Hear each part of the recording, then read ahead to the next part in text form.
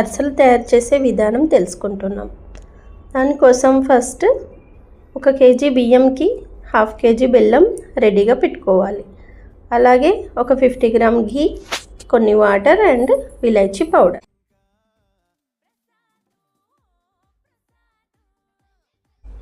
అరిసెల పిండి తయారు చేయడానికి ముందుగా బియ్యం నానబెట్టుకోవాలి 3 డేస్ వరకు. 3 డేస్ వరకు నానబెడితే చాలా బాగా మెత్తగా వస్తుంది. బట్ పూటకి వాటర్ చేంజ్ చేస్తూ ఉండాలి. 3rd డే బాగా వాటిని స్ట్రెయిన్ చేసి గ్రైండ్ చేసేసుకోవాలి ఫైన్ పౌడర్ లాగా.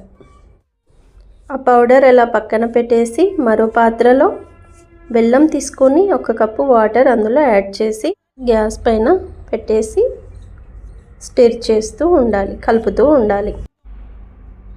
వాటర్ ఎక్కువ వేయకూడదు.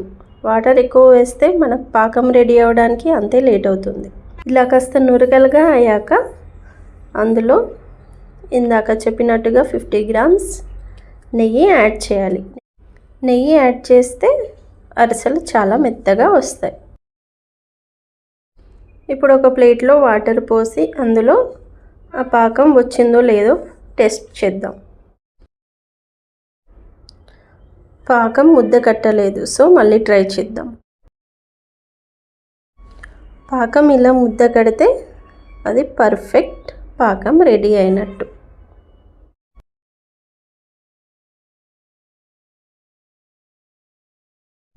అలా రెడీ అవ్వగానే వెంటనే దింపేసి కొద్దిగా పిండి వేస్తూ ఇంకొకరి సాయంతో బాగా కలుపుతూ ఉండాలి.